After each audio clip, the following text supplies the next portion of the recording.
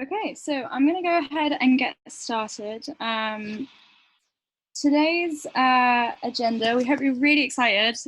This is the beginning of session 1 for Design at Columbia, and the team has been working so hard for the past 2 weeks to make sure that we have everything in place for our kickoff.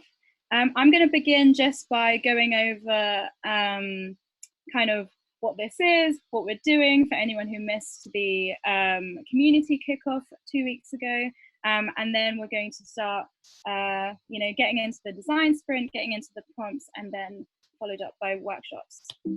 So let me begin by saying who we are. Design at Columbia is an inclusive community of students, faculty, and staff that practice the art of making change. And we are really keen on this being interdisciplinary. We have people from every single school.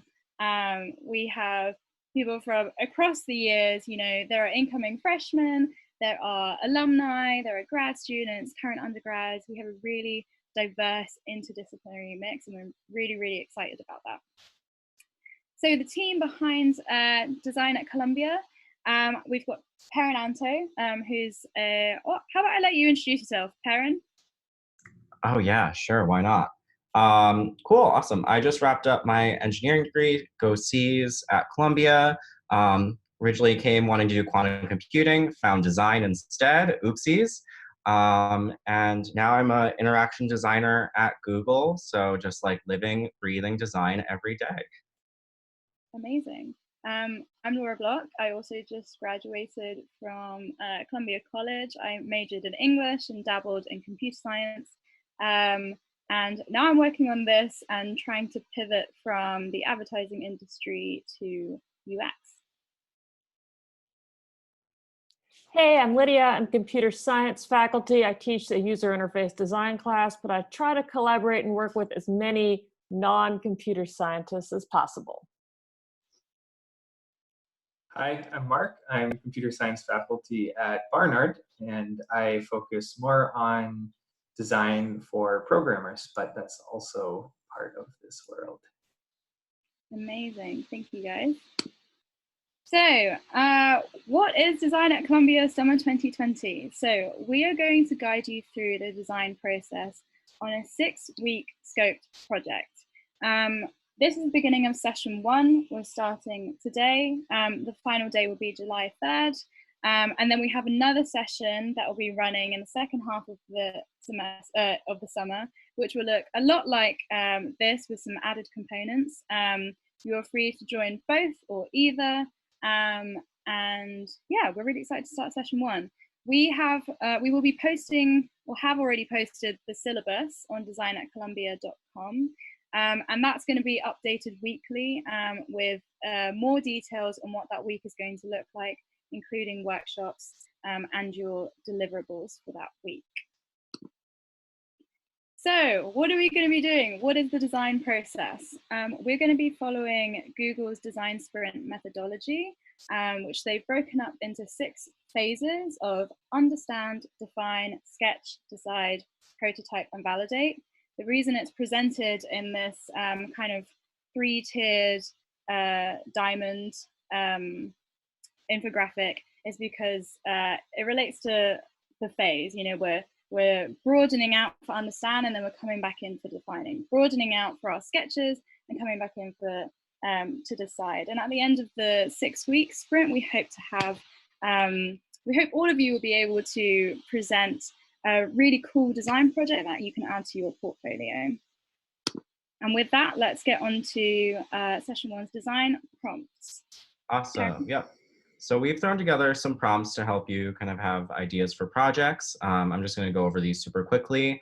One of them is maintaining connections. So, we're in a very global world, and it's now more fragmented than ever. So how can we continue to maintain the connections? Shout out to all the seniors. As we graduate, how do we hold on to connections that we had in college? Same for incoming first years. How do you hold on to all of those close friends you had in high school?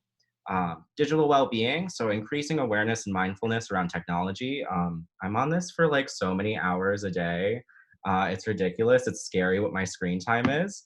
So how might we help people be a little bit more mindful about how they use their technology? and that they're accomplishing what they want to with it. Next up.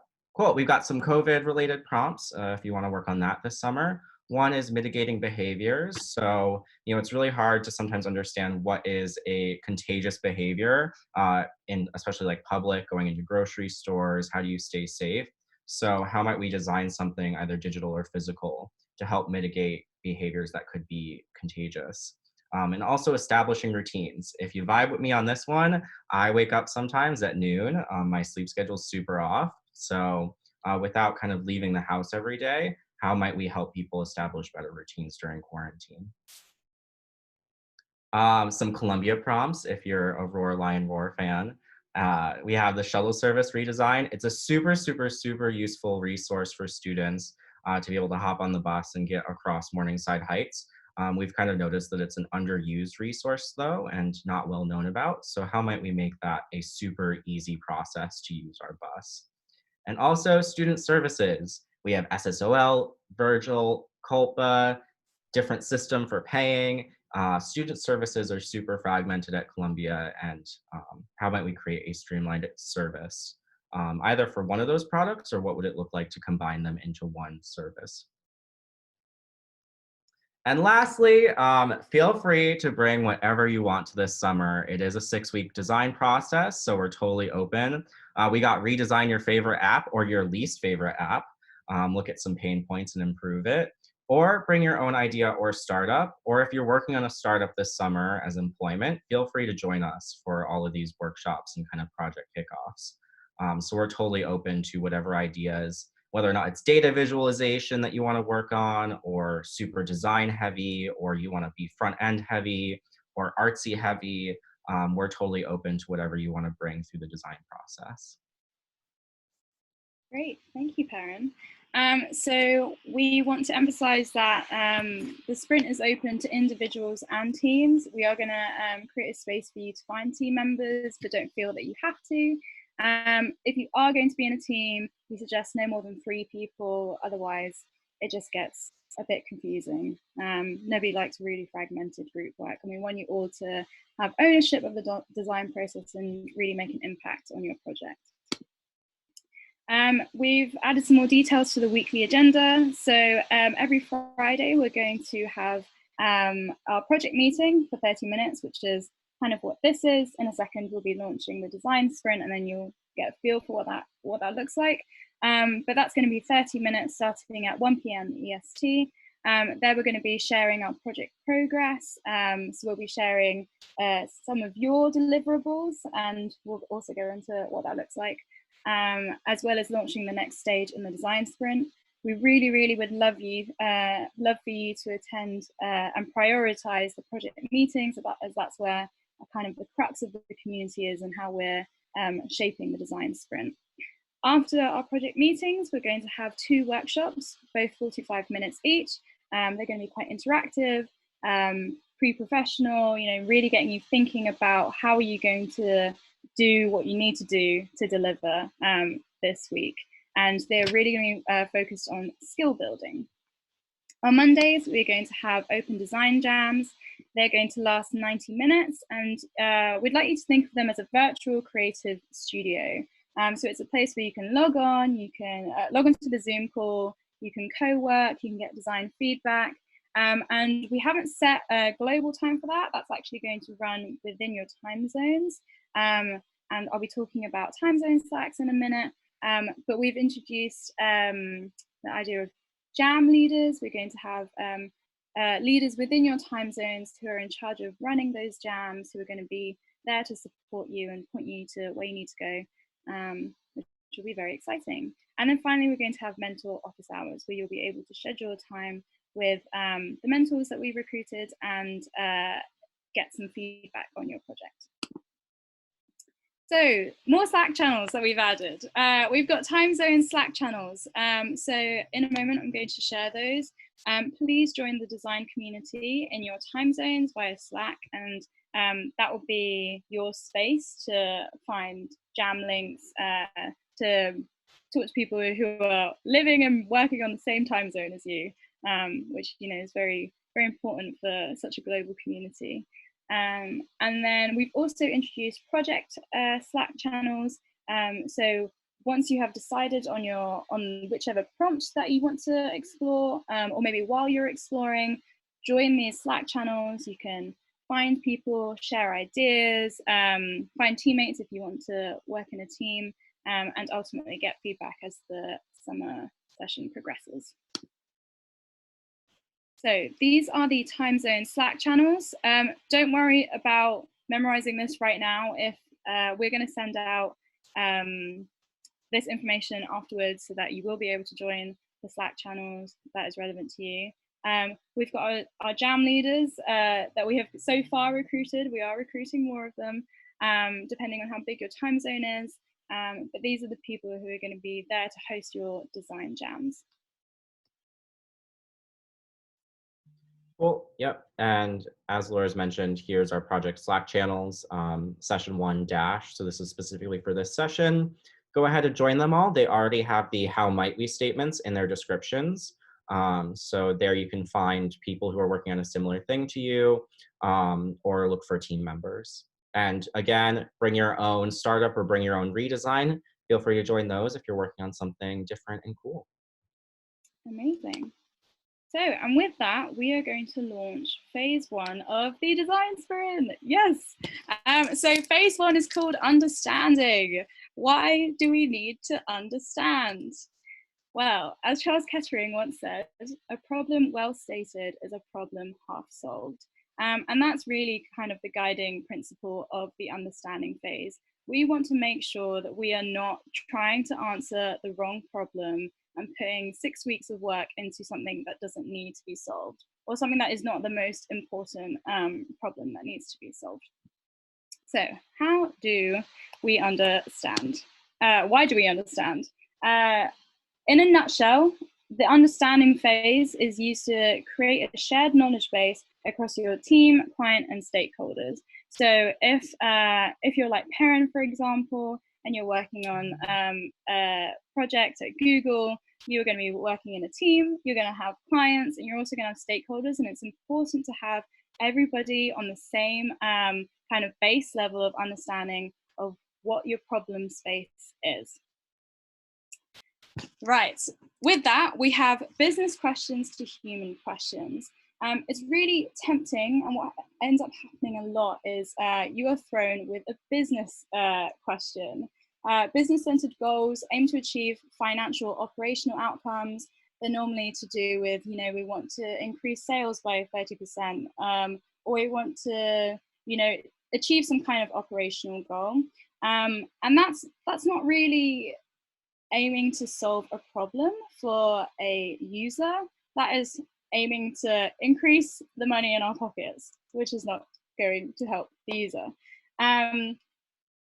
With that, we want to kind of pivot away from the business question and transform them into human questions. We want to have human-centered goals, and they put the user at the center. We want to solve problems for them, and that's going to, really be successful in terms of business as well. An example of a business question is design a new vase, however you want to say it, to increase sales. This is very different in comparison to how might we help dads aged 30 to 45 enjoy flowers in the home. And I hope that you can appreciate how design a new vase to increase sales is much more focused on profits. What you might end up getting if you present someone with this prompt is a vase that looks a lot like a vase that you already know, and it just maybe looks a little bit different aesthetically. Whereas how might we help dads age 30 to 45 enjoy flowers in the home opens up a whole new world of possibilities that kind of achieve what a vase might achieve, but better. With that, we are going to start the understanding phase with how might we's, which is shortened to HMW's for our benefit. So what is a how might we? Why do we use it? The how of the how might we shows us that we believe the answer is out there. If we can do it, there's a way to do it. So how are we going to do it? Might. We know that our how might we statement might or might not work, and either possibility is okay. And the design sprint is about teamwork if you're in a professional setting. If you're doing an individual project, that's okay. You just use the royal we. And it's about building on each other's ideas. We're in a design community. Even if you're doing an individual project, you need to lean on that community to get feedback, to share your ideas. And that's really what we want to see in this program. So that begins, we begin with, no we don't. We don't begin with the primary research, but I'm going to tell you about the primary research in the primary form. We're going to research your user. You are not your user. It's really tempting to say, oh, you know, I'm designing a product around a restaurant. I've been to a restaurant, therefore I know what this product needs. Or I'm designing a website about sneakers. I wear sneakers when I go to the gym. Therefore, I know how to design this website. I don't need to talk to anyone about that. And it's so, so, so important to not depend on your own experiences and know that you are not your user. You are not going to be the only person using whatever you are designing, and you need to research your user. You need to research the people that are going to be using your product at the end of the day. How do you research your user? The primary way that we are going to ask you to do that is with user interviews. And these rely on stories to explore emotions, understand user goals, and assess their needs. What we are trying to get a grasp of at the end of the day is user empathy. And we can use empathy to shape the design solutions that we create and ultimately fit the user better. How do we find our interviewees in a remote pandemic world? Like I said, we want to lean on our Design at Columbia community. So please use the Slack channel #feedback to find connections to your target audience. You might want to post something like, I need to speak with dog owners in rural areas. Can anyone connect me? We really want to push you to lean on this network. And in the same sense, if you are that person who is a dog owner and lives in a rural area, then please reach out and contribute to the community in the same way. Secondary research, your problem space. So trying to design without knowing the problem space is like trying to hit a bullseye without knowing where the target is. I'm not going to tell you more about defining a problem space because Perrin is going to give us a beautiful 45-minute workshop on what that actually looks like and how you're going to get into it. And that leads me to today's workshops. So at 1:30, at 1:30, we are going to have Perrin lead us in understanding your problem space. It'll be 45 minutes and it will help you think about, help you work towards some of the deliverables that we've got for you this week, which I'll explain in a second. And then from 2:15 to 3 p.m. EST, we are going to have Aleksei, who is an incoming UX intern at Apple, talk to us about user research and interviews, and we'll give you a more in-depth presentation about how you'll be achieving your user interviews for this week. So this week's deliverables, we are going to ask you to submit 3 slides by Thursday of next week. The first slide will have a competitive analysis table or background research. And if none of this makes sense to you right now, do not worry. These workshops will tell you exactly what this looks like and how to do it. Secondly, we're going to ask you to complete 5 to 10 interviews. And then on the second slide, present 10 of the key quotes that you find are really insightful from those interviews. And then thirdly, we want you to write 3 refined how might we statements that reframe the prompt that you have chosen to go with for this summer. And like I said, if none of that makes sense to you right now, just hold on tight, come to the workshops. If you can't come, watch the recordings. They will tell you how to do that in more details. Submitting deliverables, we've set up a Google Assignments page. So each week you'll be able to submit your slides on our Google Assignments. If you log on with your Columbia email, you can submit it through that. Don't worry about holding onto this, not being able to click on onto this link right now. We will send it all out shortly. So with your to-dos for this week, the first one is join the Slack if you haven't already joined the Slack, although over 300 of you already have, which is absolutely amazing. If you join the Slack, then please join your time zone channels as well as your project channels. You know, introduce yourself, start meeting people, really get stuck in to your communities. Find teammates if you want to find teammates. You don't have to. Reach out to any of the team members if you need help, either deciding project channels or finding teammates. And then finally get started on your week 1 deliverables. So we are going to break for 5 minutes and come back at 1:30 for Perrin's workshop. Yeah, grab a cup of tea, grab some snacks, and we will be back shortly.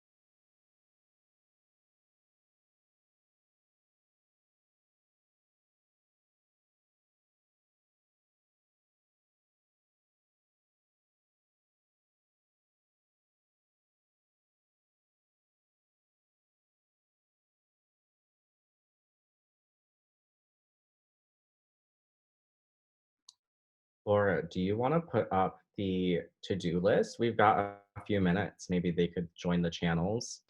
Yeah, I'll do we'll that. pretty much start at like 1:30, 1:31. Yeah. Cool.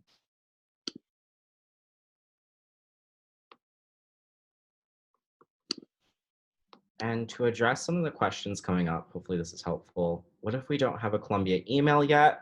We should be able to add you to the link where you're like submitting what you've accomplished this week. It's not super official. We just want to see the beautiful work you're doing and have an opportunity to hold you accountable. Also, we'll be sharing some of that work at these weekly meetings to talk about some of the learnings. But we will check in again. I'll take a note on that to make sure that you can access and submit whatever you work on. Cool. List is up of the to-dos. Yeah, I've got time zones up right now. I'll switch to project channels and then I'll show to-dos. And for anyone who missed it, just post in the chat.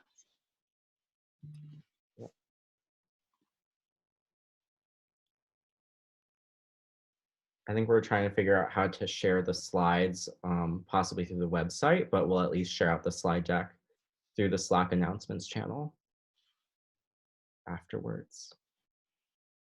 Adriana, teams don't have to be restricted to 3 people, but that is our recommendation, mostly because group projects can get messy, especially when it's remote and you're working on different time zones. But more importantly, we want everyone to be able to speak to a lot of impact and you know, take ownership of parts, if not all, of the project, and that can't be done very effectively if there are a lot of you sharing one short sprint.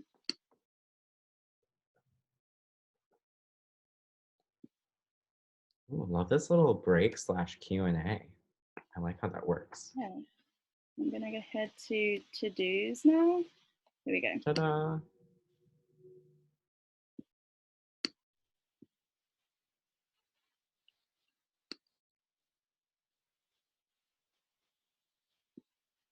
How do you join a channel? Good question.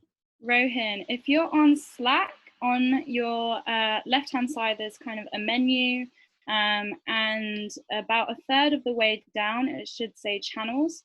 we automatically have you join things like announcements and feedback, but on the right of channels, there is a button, a plus button that says add channels.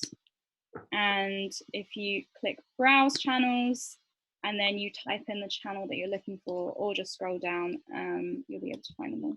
I hope that's clear enough.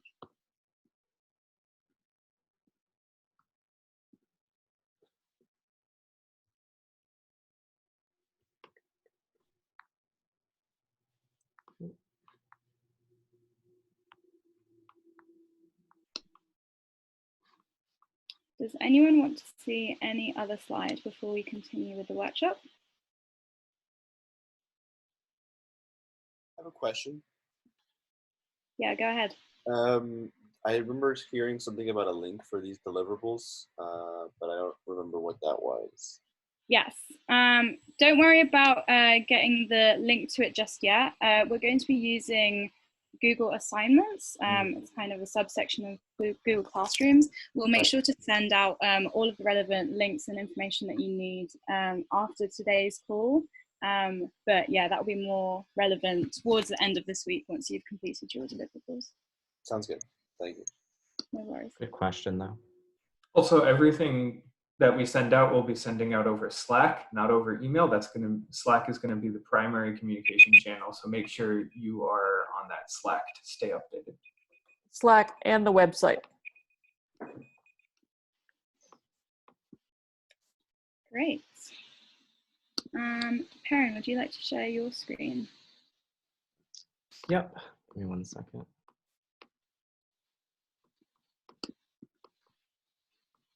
Cool.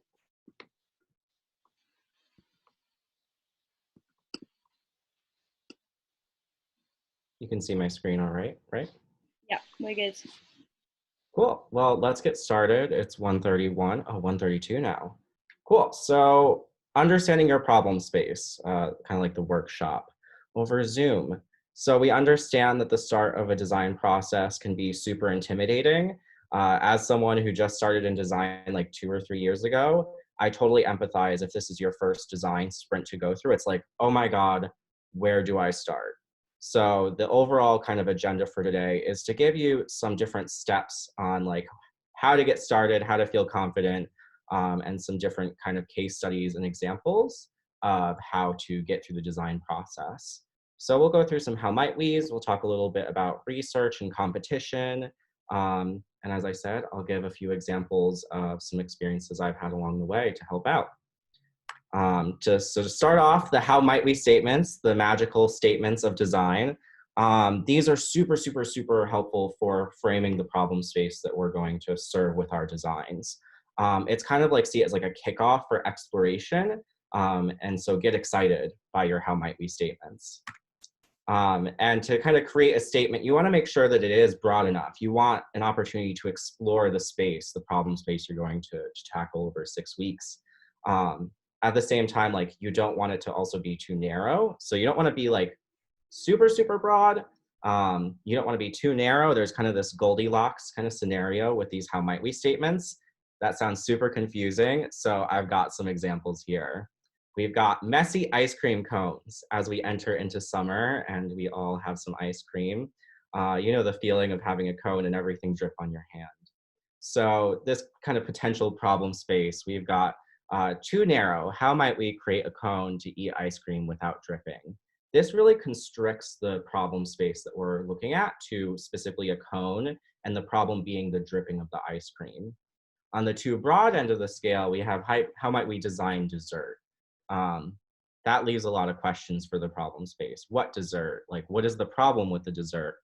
But the just right part is how might we redesign ice cream to be more portable?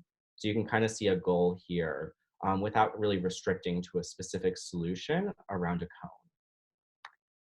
cone. And you know, you're going to start off with this big potential problem space, and we're going to help you refine it through research and through that fan in, fan out phase through the 6 weeks. To give you another example here, I worked on a project around the Uber Eats ordering experience. And so I saw some opportunities to improve that. And so that's where I started. How might we improve the Uber Eats ordering experience? It honestly wasn't that great of a how might we. It was a little broad. But after doing some background research, I was able to reduce it down to reducing choice paralysis when ordering, and kind of taking that really overwhelming experience on Uber Eats and making it easy to pick one option for food. And lastly, after more of the design process, I narrowed down to my final problem space of how might we help create like a personalized filtering experience. So you can kind of see how we're diving down and refining our problem space as we go through the process. But we got to start somewhere. And so when we start with our how might we statements and how we kick off the process, I always suggest taking the prompt and the how might we statement that we have and kind of highlighting those keywords. And we'll use these keywords to fuel our research. So here you can see I've kind of highlighted some keywords, usually verbs and nouns, in this how might we statement. And this how might we statement was a challenge I did in 6 days around how might we streamline experience for new students to browse, search, and propose new student organizations.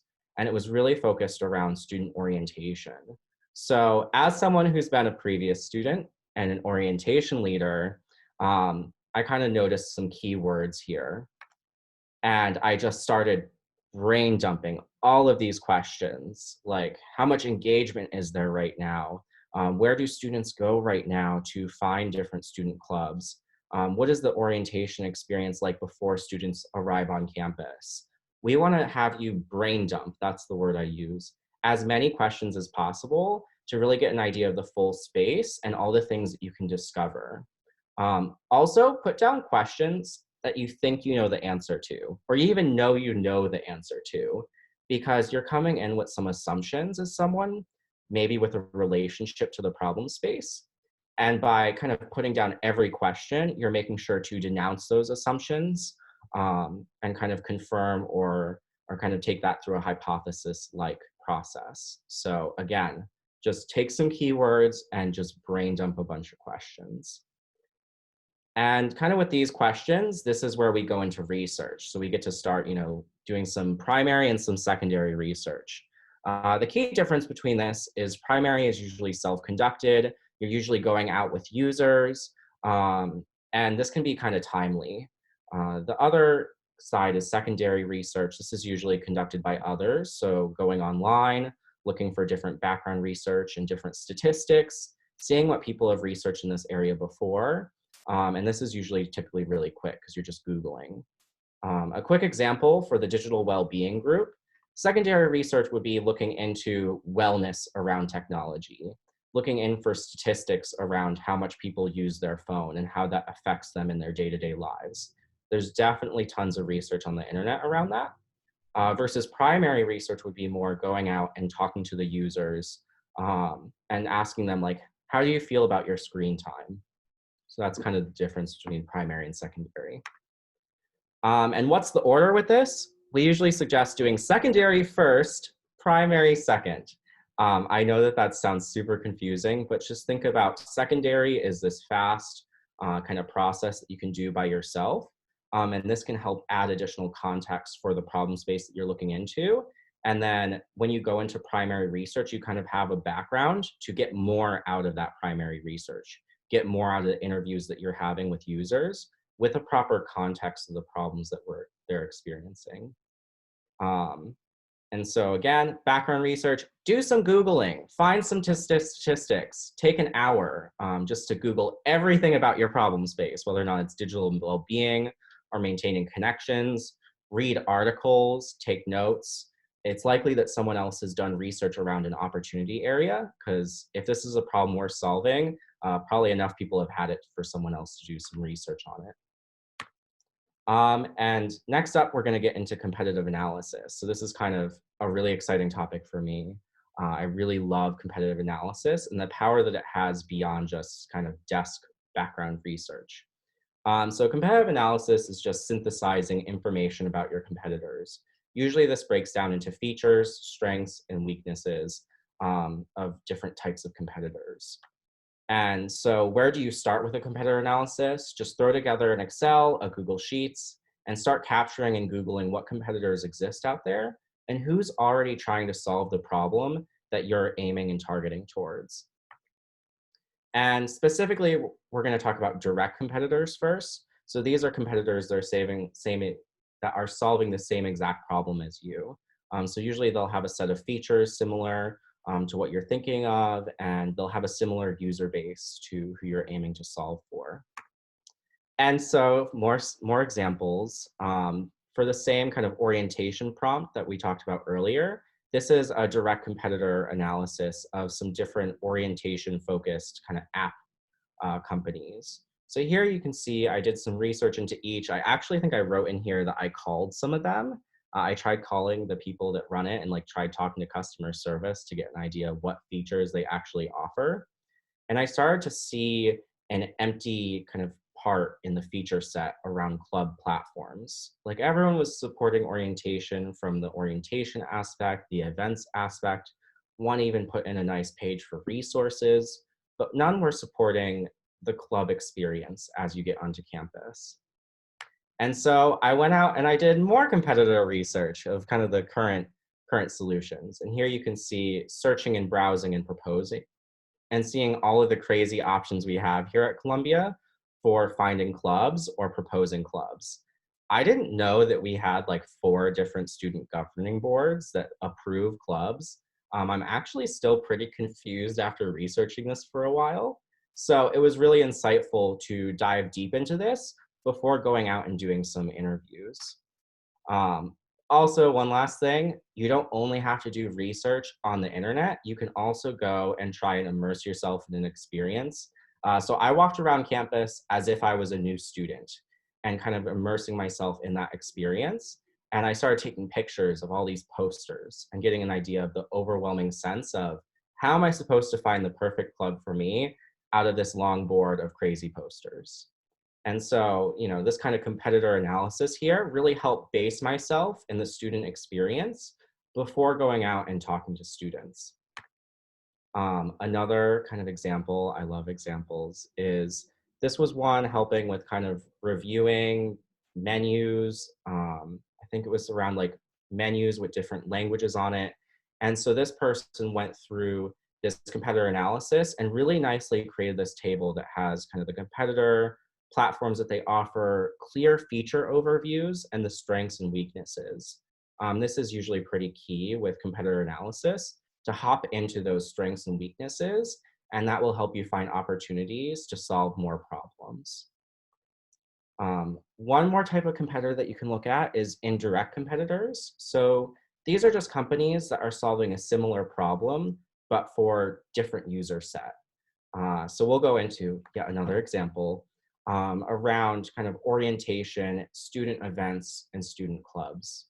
So here you can see I kind of wrote some notes about how Meetup and Facebook work and how they kind of provide additional visibility and a social sense to how students and non-students create events in the real world or in the pre-professional world. And so looking at solutions that are outside of the exact competitors is beyond useful for understanding kind of, you know, what feature sets provide helpfulness for your users. For example, looking at Meetup here, I really loved how they had your groups and your next event and your calendar all in one place. It made me feel like it was a hub for my social life if I was just going to meetups. And, you know, this was really inspiring to have this kind of one organized home for your experience for your social life. And that ended up being ported directly into my designs later on. So I really have Meetup to thank for this inspiration and this direction of creating one home for your social life in a certain environment. So enough of me talking and enough of me throwing examples at you. We love to try interactive stuff. So we're gonna attempt a little interactive activity right now. Right here, I present to you Urban Leaf. They are a startup. They've been around for a bit. They were founded by some Columbia students. I love this like total dad energy photo right here with them and their plants. And pretty much their whole startup idea is herb growing in your kitchen with reusable materials. So they will send you a little kit with a little seed, and you can reuse existing bottles that you have, glass bottles, to grow herbs, and they kind of provide a guide to how to like grow your own herbs. So what we were thinking was putting you into little breakout rooms with about 4 of you. And I would love for you guys to do your own competitor research and identify as many indirect and direct competitors and kind of list them separately. I think what is exciting is seeing how many competitors you guys can find and see what team can find the most competitors. A quick note before we do that, I really want you guys to think outside of the box. You don't just have to think about herb delivery, but there are other companies that do that that are direct competitors. Also make sure to look for indirect competitors. Think of a mom and pop shop down the road that also sells herbs. What other indirect competitors are there out there that you can find on the internet? So we're gonna set up the Zoom breakout rooms right now. Laura, can you do that? I'm on it. You're on it? Cool. We're gonna do the little Zoom breakout rooms. It's just gonna be 5 or 10 minutes. Feel free to introduce yourselves, get to know each other, and make the quick list. And then we'll be back together to wrap up the exercise. Okay, I'm creating groups of either 3 or 4 participants now. It should send you, I'm gonna open all rooms. So it should send you an invitation that will make you leave this. I will bring you back to this room in whenever Perrin tells me to. If your room is empty for whatever reason, ping me, Lydia, on Slack, and I'll send you somewhere else. or in the chat on Zoom, that's even better. Cool. Awesome.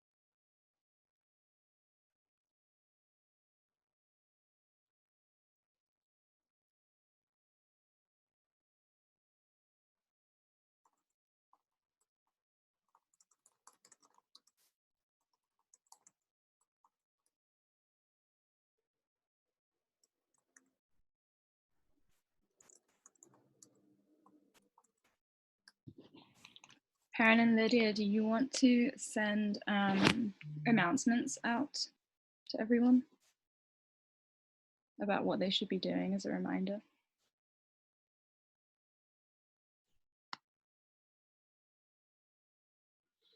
Yep, sounds good. Just message them specifically to make a list of direct and indirect competitors of Urban Leaf.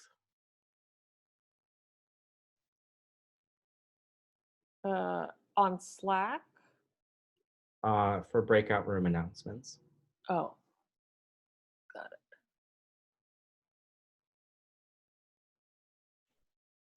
Okay.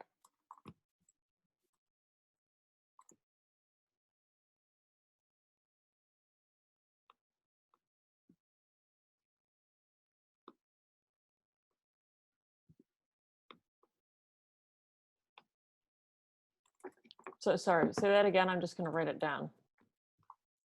Yep. So list direct and indirect competitors for Urban Leaf. try and be the team with the most.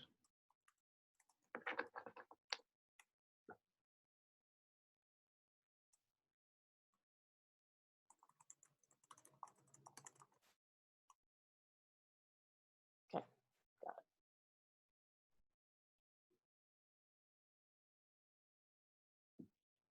Cool. I would say let's come back together in about 5 minutes, just in case they're just getting started. Yeah. Laura, you tell me when to close the rooms. Will do.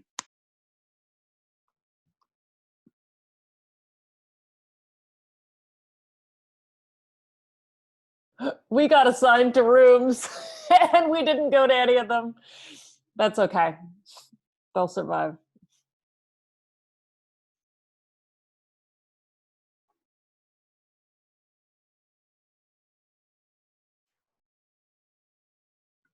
Yeah, that's the nice thing about putting 4 people in a room is if 1 or 2 drop right before or 1 sticks out here, then you still got 2 people at least. Yeah, I should have done 4 to 5 because you can't pick the number of people, only the number of rooms. I should have gone less rather than more.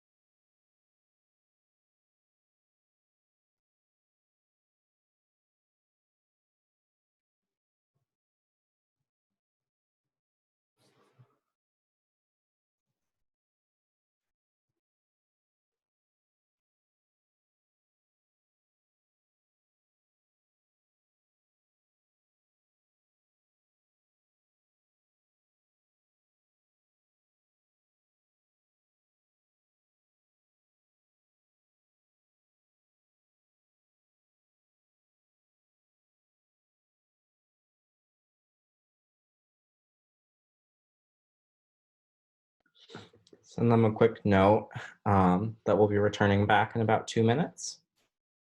If they wrapped up, just chat about the projects that they're interested in working on.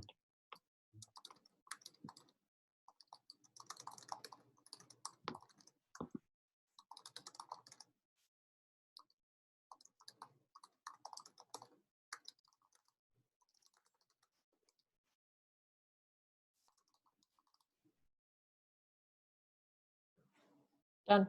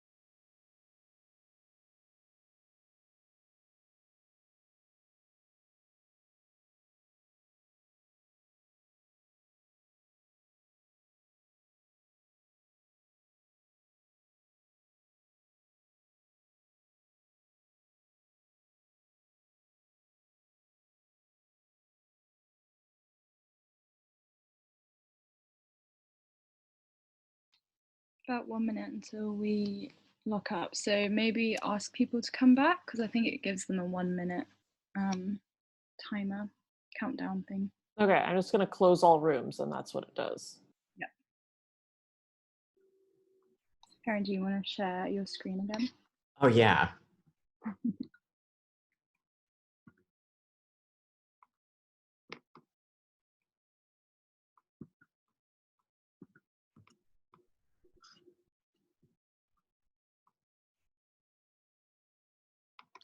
Cool. It'll probably take just a minute for everyone to get back. I hope that breakout rooms weren't super cringy. that you got to make some friends.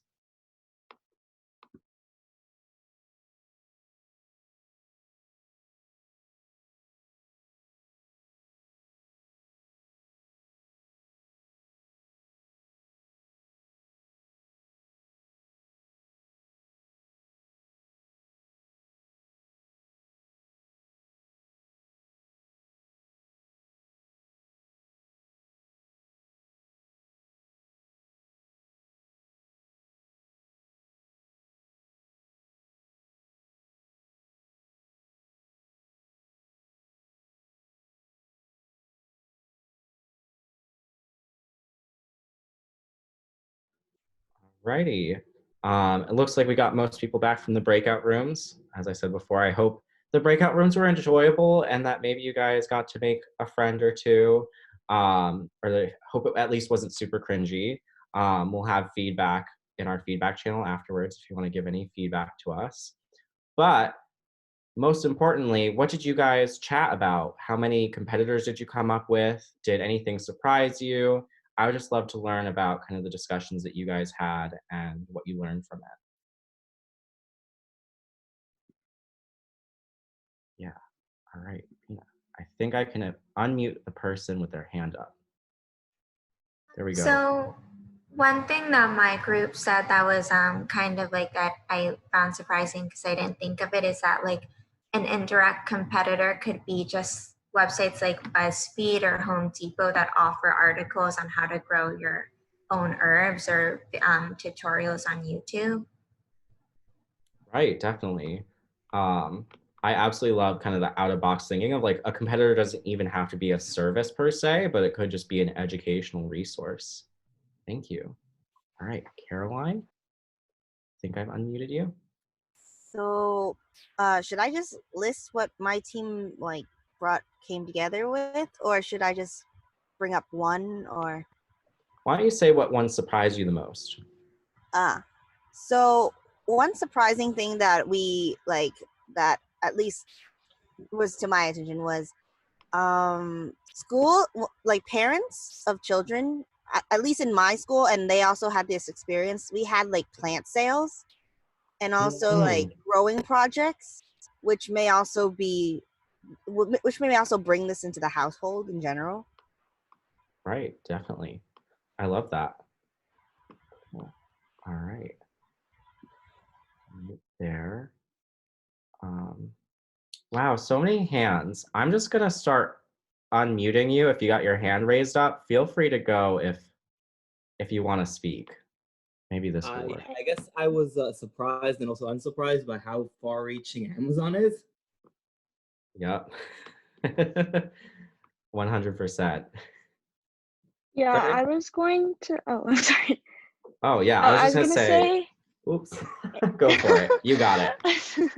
I was gonna say Amazon as well. And that kind of like made me think about how Amazon could kind of be considered a competitor for like almost everything. Yeah. No, I definitely agree with that.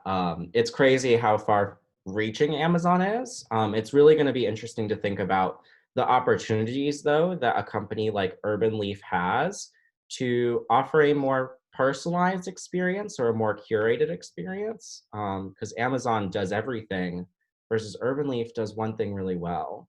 So we'll talk a little bit about opportunities and threats in a second. Whoever's next. I found it really interesting just talking about like who this niche is for, because people can just do it themselves and buy the material, like, or just buy herbs at the store. So we discussed a little bit about that, and I found a link that has like a lot of other companies that do the same thing. So I thought it was interesting. Someone has already compiled this market research. Yeah, you don't even have to do much work there. I really love how you guys thought about the user maybe first, because the user kind of depends, or the user defines what competitors are relevant to them. So it's a really good tactic to think, who is my user for this problem? And then what would they use? All right, Ariel, I think I'm gonna unmute you. So it was interesting how depending on like different consumers, we could kind of come up with different motivations. Like if your motivation was you had some kid and you wanted to grow a plant together, then like anyone that sells plants is kind of your competitor. But if really all you wanted was like fresh, like I just want fresh herbs, then like a local grocery store would be your competitor. Or like the MoMA sells this thing, you only have to put water in every 3 weeks and it waters itself and grows one. So like depending on like different clients might be like have different other possible options depending on what they wanted to get out of it. Yeah, definitely. It can be really interesting to think about like the geographical factors too. Like if I'm currently in the mountains in the Adirondacks. So for example, I was looking for like matcha powder and there's not really any matcha powder up here. And certain goods can't be reached like fancy herb seeds. So thinking about different factors beyond just like, oh, everyone can go to the store or go to a plant store. Kind of those extreme users kind of push your thinking about the purpose and value of the product. Awesome, love that. Yotam, am I pronouncing that right? Yeah, so I guess what we were thinking about was something that could be useful to you at the moment, because we found this company called, hold on, I have the name here, Click and Grow, which they provide a year-long like ongoing delivery service of herbs, which is something that's, I don't know, very trendy in the produce, world. And it can be like a great idea to sustain customers and sustain interest, especially if you actually grow, fruit, vegetables and stuff like that out of it. Yeah, definitely. I love the idea of something also more like regular, like, oh, I just pay it as a fee subscription wise once a month and it just sends me what's best maybe for the season or best for my geography. Right. Cool. I am gonna go through 3 more people that had their hand raised a minute ago. Oh wow, there's so many of you. Okay, I'm gonna go through the top 3 here. Elizabeth, go for it. Hello. Hey. So I found it kind of difficult, like, to define like what the purpose of a competitor, like a potential competitor's product was, and like whether that was more important than like what the target user was. Like, for instance, there was this company called Sprouts.io that essentially does the same thing that Urban Leaf does. Like, it actually mails you seeds, and it allows you to grow like herbs and plants in your home. But it also introduces like, really, really expensive hardware. It's like $800. And it allows you to monitor like all of your plants on your smartphone. So there's like this other aspect to the service and the product. So would that be called like a direct competitor or an indirect competitor when they probably have very different target users, but they kind of do the same thing? Sprouts.io arguably does more, but it's more expensive. Right, definitely. I think that's a great question too. I would venture towards indirect competitor in the sense like we don't have to worry about users choosing like Urban Leaf versus them, because it's just going to come down to the archetype of the user. Are they going to have the financials for that? So the decision point doesn't really come down to these 2 products offering something similar. But as an indirect competitor, we could port things that really expensive package does into something more financially feasible. So I think thinking about it in the way that we, compare competitors, direct, we're going to be like, oh shit, we need to offer the same features probably, and make sure that users like those features. Versus indirect competitors, we're like, that's really cool that they do that. Can we also do that? But I really like that example. All right. Thank you. No problem. Thank you. And then we've got Susanna and Mary Ike. I hope I got those names right, but I'll unmute Susanna first and then Mary Ike, and then we'll move on. Oh. Hi, so my group kind of thought about like who competitors are in like a really broad sense. We were thinking like who the reason why a user might want to engage with this service. So we were thinking like I think some of it's something similar, but maybe like the reason why they're doing this is because they want fresh herbs, and there are a lot of like grocery services that deliver so deliver fresh produce and herbs to cook with. And then also, like, if you want to just like engage with nature, like maybe that's why someone's would buy a kit like this, then like there's like those like butterfly, I'm not quite sure what it's called, but those in my elementary school classrooms, you know, you had like a, as a class pet, like a butterfly, like, I don't know, terrarium, whatever it is. So there are a lot of different ways for the users to meet their interests, and that this could also possibly meet. Yeah.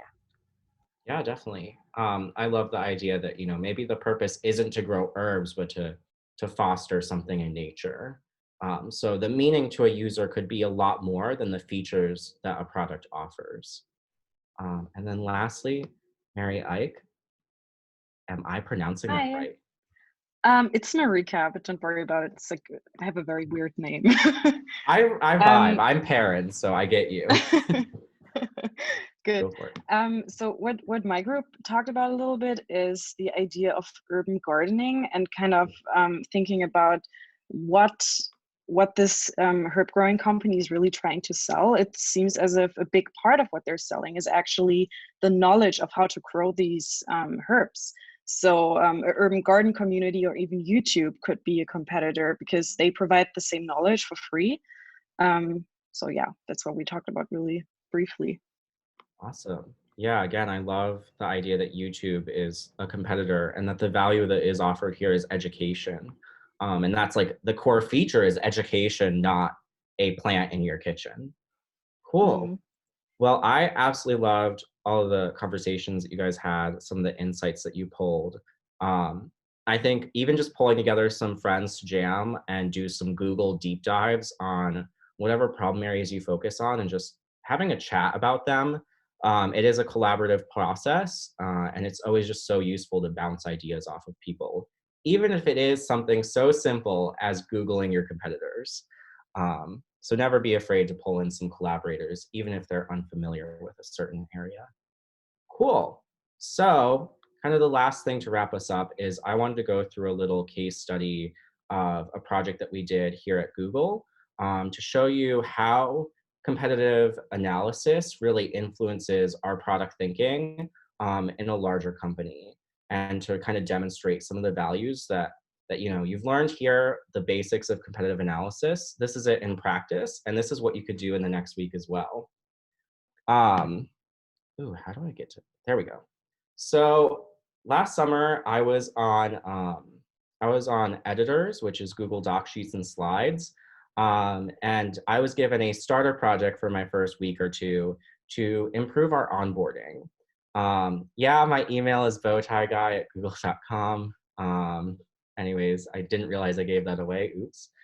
But I'm gonna kind of walk you through the process that we took with onboarding. And this was really something that I did on my first day there, was to understand the onboarding problem space that I was given.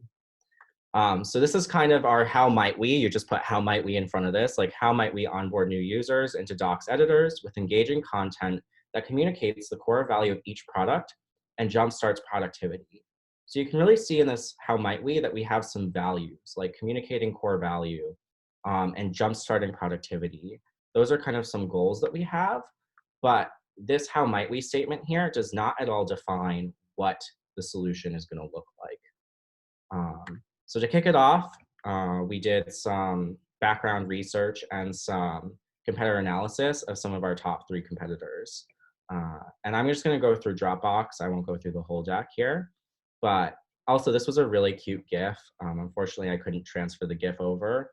But pretty much Dropbox Paper has an onboarding experience that's super experiential. And here, when you enter Dropbox Paper, they have a Discover More section that pops up and shows you kind of how to use some of the features and the key mental models with these beautiful GIFs, and it's super intuitive. And as soon as I click X out of this, it shows me exactly where I can find more tips and tricks. So there's a clear tooltip, that's what we call this here, to show me exactly where tips and tricks are in the future. And this is kind of feature discoverability is what we call it. And when you click on tips and tricks, it's this nice sidebar here that has kind of the featured new, you know, usually it's like the featured core aspects and features of the product, as well as anything that they've recently launched. So as soon as you go to tips and tricks, you're getting a lot of user education around this. And so these words started popping up in my brain as I was looking at onboarding. What Dropbox here is really doing isn't, it's kind of onboarding, but it's really helping users discover different features and continuing to support their education with the product as the product continues to grow. And so I did something called SWOT analysis. It's like the next level of competitor analysis, I would say, where we were identifying those strengths and weaknesses, those beautiful motion visuals, the discoverability, the tips and tricks section were super fascinating. A weakness, though, was tips and tricks wasn't searchable. So if I'm looking for how to assign a task to someone, I have to go through their menu and guess where they've put that. And really the starter document that they have, the first document that you're given, doesn't encourage them to play around with that core functionality. So this is an example of, the core competitive analysis. And then here we have opportunities and threats. These are ways to kind of bring in the competitive analysis into the context of what you are able to do in your organization. So, maybe changing the featured section to suggestions. This could be an opportunity to have machine learning populate the most relevant help content as users are using that sidebar. And, there's the opportunity to further develop a starter document. A threat is that their product is super streamlined and lightweight compared to our larger and older doc sheets and slides. So their onboarding experience is kind of easier to empower users through. And again, that key insight there was this feature discoverability. It was the key to developing user mental models and jumpstarting the productivity. And we had jumpstarting productivity in our how might we, but developing user mental models was the core takeaway that we had, that big insight of people knowing where to look to kind of develop their mental models for a feature they're looking for. And so that's a bunch of words. If you haven't noticed, all of those slides, you're not just going to sit here and read them probably, especially if you're leadership. So it's really important to then make your research more digestible. So this was, this is like a 20, 30 page deck that I handed into my manager. He looked over it, shared it around, and eventually it picked up traction because people wanted an executive summary presentation. And so a month later, when I was working on another project, I was asked to come back and do another presentation to leadership. And this time, instead of just onboarding, we tacked on feature discovery. And that's something that we wouldn't have found without that initial competitive analysis. So this was more of a landscape overview for them where we walked through all of the features. And, kind of showing you what the storytelling looks like here. I'll show you the first part of the deck. Starting this beautiful presentation with all these fancy directors, what does our onboarding and feature discovery look like, and how do our competitors do it? Well, newsflash, we've got none. So feel free to be shocking with your competitor analysis. Feel free to shove it in their face how behind you are. It's really helpful to be honest in where you're at against your competitors. And now, as we said, with the background research, it's really critical to bring in some of that data into the story. So let's say that we grab 100 of our users that use Google Docs. 57 of them say in a survey that they want to be able to assign tasks to people and use this sort of feature. Yet only 5 of them actually use our action items feature. So that means, over half of these users that are trying to use this feature or want to, don't know how to, and they don't use it in real life. And that means we lack consistent user education. And so this data is building up this story before we share with our competitors, share like the research on our competitors. So we wrap up that background research and we say, imagine how people feel. This could be their first touch point using our product. And so we go back to our competitors. Let's learn from even more competitors this time how they're onboarding their users and helping them discover features.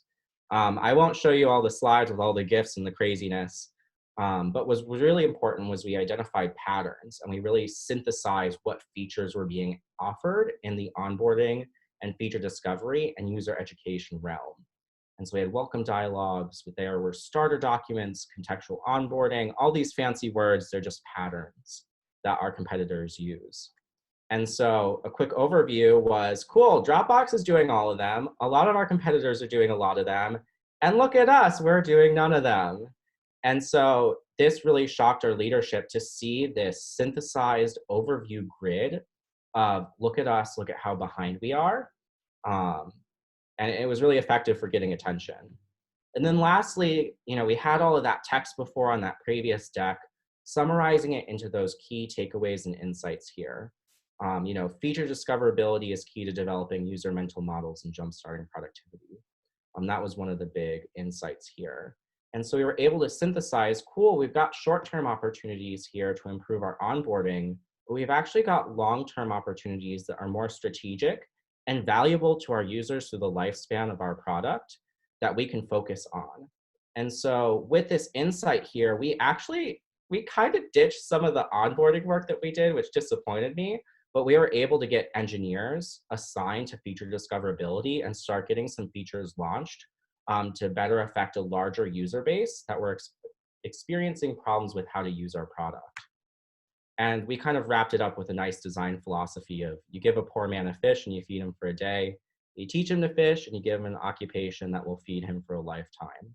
And so at the beginning, we were like, cool, how do we give our users this fish that is onboarding to help them use our product immediately? But we walked away with a new insight that heavily affected our product development and all that money spent on engineers to instead help with feature discoverability in the long run, and to put energy to helping people feel more comfortable learning our product and using it. And lastly, after all of this craziness, make sure to revisit your how might we statements and your research questions just to add that additional context and insights, and dive deeper into the specific problem area that you're tackling. So obviously, some of the research questions that we had at the beginning around onboarding weren't really relevant anymore.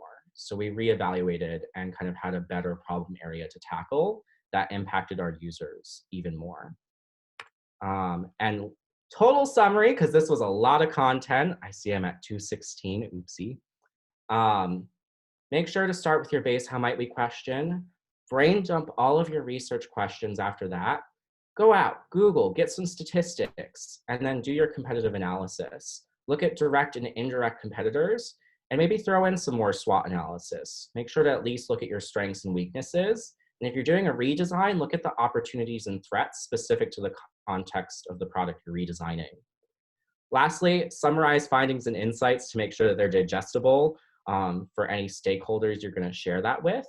And at the end, you're going to revisit your how might we statements and your research questions. And then after all of this amazing, beautiful secondary research, you're able to jump into user research and get to hang out with your users. So that is actually our next workshop, is user research and interviews, user research 101. We've got the amazing Aleksei, who's going to go through some of the research methods that you could use. It's been beautiful to watch him grow as a designer at Columbia and a researcher at Columbia, and I'm super proud of him for landing a cool role at Apple this summer doing a lot of user research. So hopefully he can share some of the findings that he had over the past couple of years to become a better user researcher and user experience designer. Should we take a break? Yeah, should we take a really rapid 2-minute break? Just so everyone can, grab. Lydia's keen. Let's take a rapid 2-minute break, come back at 20 past to hear Aleksei, who's working at Apple this summer in UX, talk about user interviews. And if you guys have any questions in our break, I'm just chilling. Oh, I can't see participants. Feel free to raise your hand if you got questions.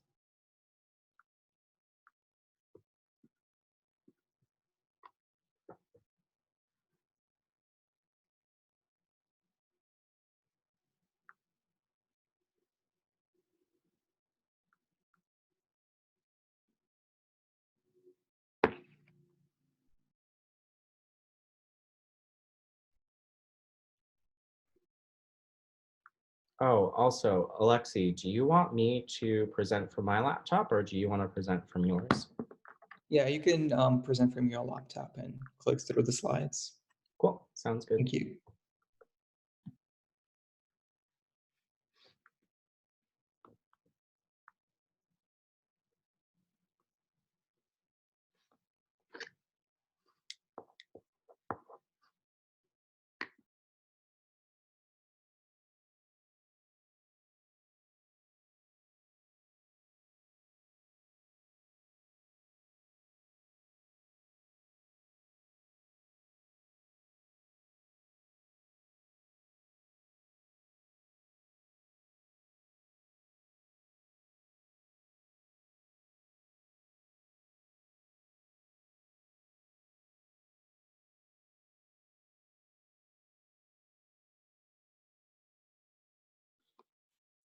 Coolio. It's been a couple minutes. Do you want to get started, Aleksei?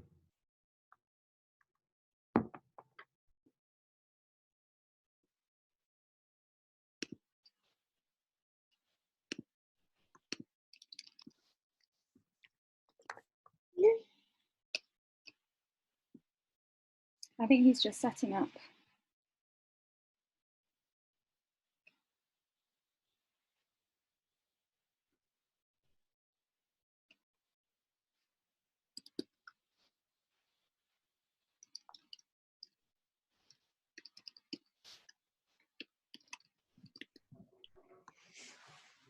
Did you find You guys the let me know unmute when button? the time is.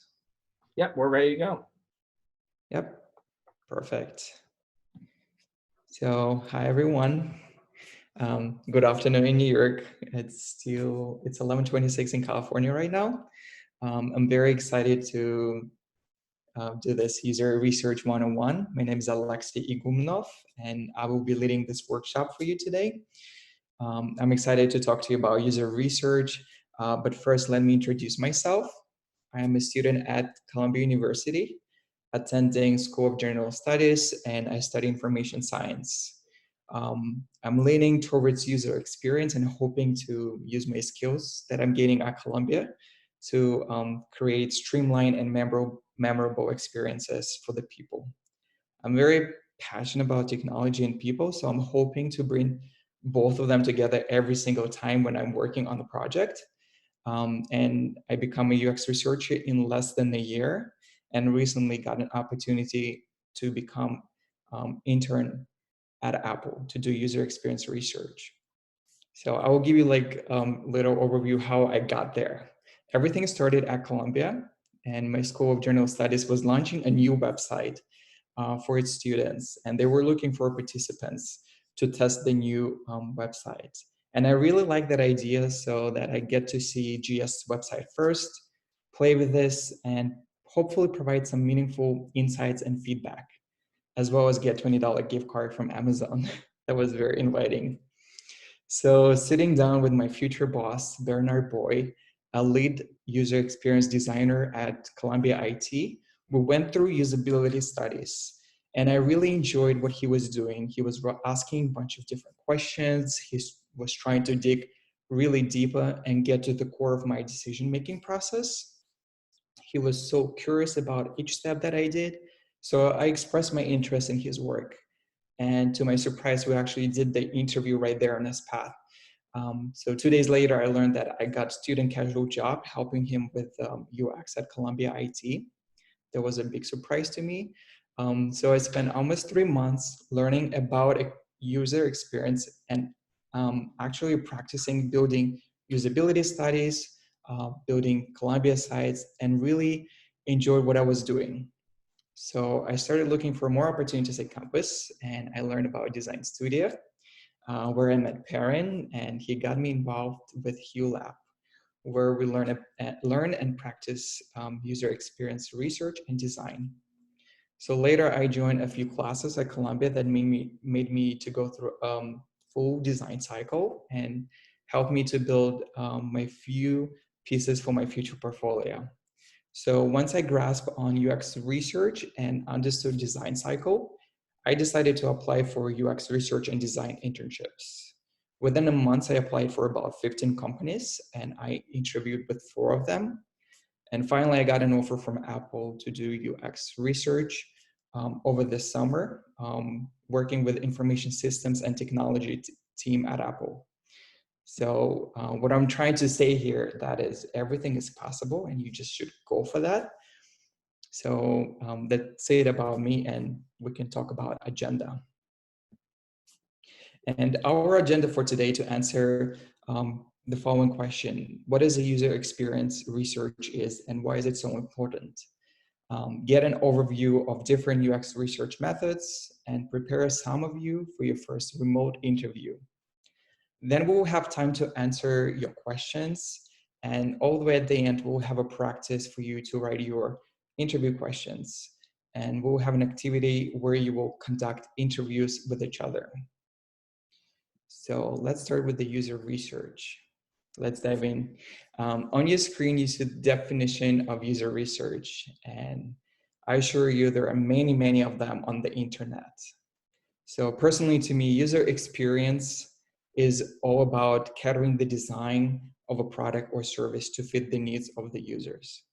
When user experience research is all about thoroughly understanding who is involved with what you're building, understanding their needs, their goals, and the context in which they will interact with your product. The various types of UX research range from in-person interviews to unmoderated A/B testing, though they're consistent in that they're all stem from the same key methodologies: observation, understanding, and analysis. So the first step to conducting research is learning to observe the world around us. Beginning researchers need to learn how to see. They need to notice nervous tics that might signal that their interviewer stressed or uncertain. Observation may seem like a simple skill, but it can be clouded by unconscious biases, which everyone has. Design researchers train themselves to observe and take notes so they can later find patterns across seemingly diverse group of people. Understanding. Much like observation, understanding is something we do all the time in our daily lives. We strive to understand our classmates, our professors, family members, and our friends, often trying to grasp a point of a content or unfamiliar concept. But for UX researchers, understanding has less to do with disagreements and more to do with mental models. Images that people have in their mind when they think of a particular phrase, maybe product, activity, or solution. As a simple example, professor and a student can have different mental model around assignment. If we both ask professor and the student to answer the question, how long does it take to perform the task, maybe like a homework, we're definitely going to get different answers because everyone has a different mental model. And it is different because both of them using different tools, both of them have different familiarity with the topic. So that was about understanding. The next one is analysis. Research on its own can be very, very valuable, but in order to use the insight to inform design, it needs to be analyzed. And ultimately, it has to be presented to a larger team. Analysis is a process by which the researcher identifies patterns in the research, propose possible solution, and make recommendations. Some technique includes creating personas or scenarios, describing mental models, or providing charts and graphs that represent statistics and user behaviors. So let's talk about the benefits of the user research. As you already understand, research helps inform design decision and ensure that business is meeting and exceeding the expectation of their users. There are at least 3 major ways that UX research helps a business: saving development or process costs, and increasing customer happiness and loyalty, as well as uncovering opportunities to earn more. And here's just an interesting finding. Many studies show that code changes become increasingly expensive to implement the later in the development phase they happen. Some estimate that changes made after deployment is up to 100 times more expensive than fixing during the decision stage. So it is definitely worth investing in user research to making sure that you're building the right solution for your customer. So those are just a few points why it is important to utilize user research in development of a new product or service, or maybe in implementation of an existing one. So now we can go to methodologies overview. There are many methodologies that a UX researcher may employ. The list that you see on the screen by no means an exhaustive list. You may use any combination of those UX research methods to achieve your personal project goals. To prepare you to conduct your own research, we'll discuss what makes a good US user research question, how to use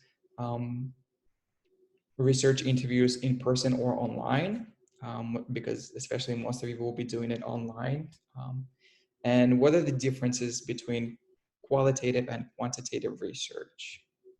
So we can go to a different slide. Once you decide on the problem to solve, you need to decide the proper approach for your project and your team. As you saw earlier, there are several types of research methods that UX professionals may employ, depending on the type of a question they are trying to answer. There are no right or wrong approach, but in order to select the most appropriate method, it can be helpful to understand the major difference between qualitative and quantitative research. So let's start with the quantitative research. Quantitative research is that which produces data that represents numeric information, such as number of clicks on a certain area or the percentage of site visitors that fill out your form. Quantitative research is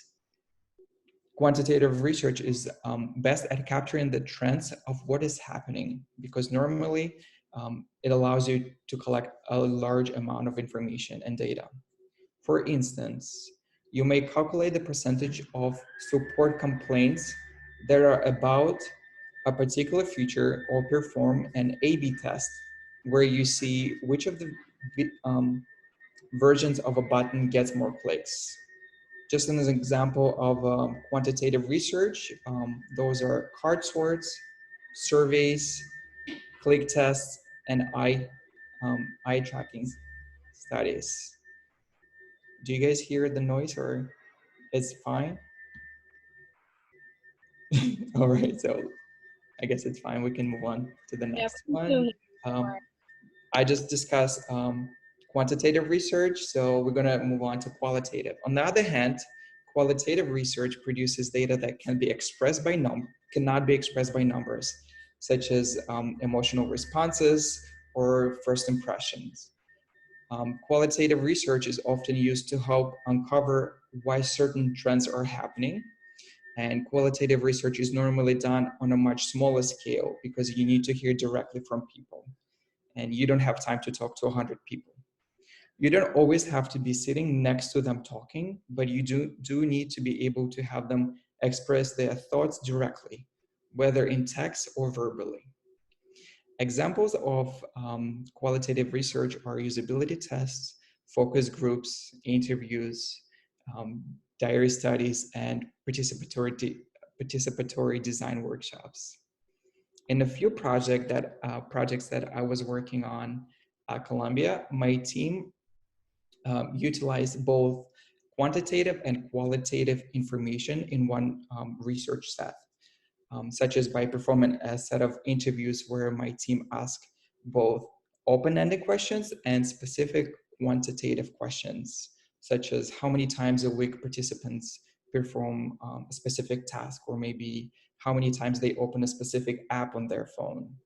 Both types of information are very, very helpful, but you just need to be aware that you can misunderstand quantitative data if you're working with a very small set. Both quantitative and qualitative research are very helpful, but they're used for different purposes. So just be very mindful of that.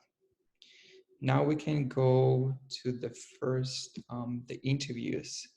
So now let's dive into some of the common UX research methods. I used interviews in every single research project in the past, and interviewing is a widely used technique to gather qualitative information from participants. Just as it sounds, you just sit down with the participant and ask them open-ended questions about their needs, their goals, and motivations. When possible, you do the interview in the place where they would actually be interacting with whatever you're building, and observe their natural behavior. This is referred to as an ethnographic interview or contextual inquiry. Ethnographic research is a type of research in which we are able to visit users in the field rather than perform testing in the lab. However, you can also do interviews remotely. That's what my team done in the second half of this semester. We interviewed CUNY students, faculty members, and leaders of nonprofit organizations via Zoom to understand better how people from underrepresented communities can be served better by bootcamp General Assembly. Interviews are used to learn about different types of users, differences in the way they behave, and to understand their outlook or impression of specific items. We also will provide you some tools later in this doc that you can use for your scheduling interviews, maybe recording them. So it can be very helpful to use tools like Doodle to understand what times works best for a participant, or Powwow to let them schedule interview with you. If you're performing a remote session, it's helpful to have a remote conferencing tool like Zoom, what we're using now, but feel free to use FaceTime, Skype. Feel free to use any conferencing tool that allows you to record the session. One important piece of advice, before recording, please ask your participant, ask for permission to record. So the next one is a focus group. In a focus group, you bring together 3 to 12 users to discuss issues and concerns about the future of the user interface or product or service. The group typically lasts about 2 hours and is run by a moderator who maintains the group's focus, which is really, really important. Focus groups are somewhat informal techniques that can help you assess user needs and feelings before design process and after implementation. So the next one is eye tracking. I haven't used that one. I heard a lot of great stories about eye tracking. I know it's a device that allows you to precisely measure where a participant is looking at, maybe on the screen, maybe on the app, environment, or physical space. So that also allows you to understand when user talks to you about something, where are they looking at? Are they talking about something specific and maybe looking at a different thing? So it really helps you to assess their decision-making process. We can go to the next one. Surveys and questionnaires. I think this is one of the very common tools, and I'm sure we all participated in surveys and questionnaires. Feel free to use them. They don't have to be set up as maybe a Google questionnaire. It can be simple email with a bunch of questions that you can send out to a large group of people. That's going to save you a lot of time. It will allow you to collect quantitative data. It also will allow you to reach out to a wider audience and use surveys and questionnaires to actually recruit participants. So you can do some pre-screening to find out who you really want to talk to and have a deeper discussion. So we can go next. Quick question actually about pre-screening.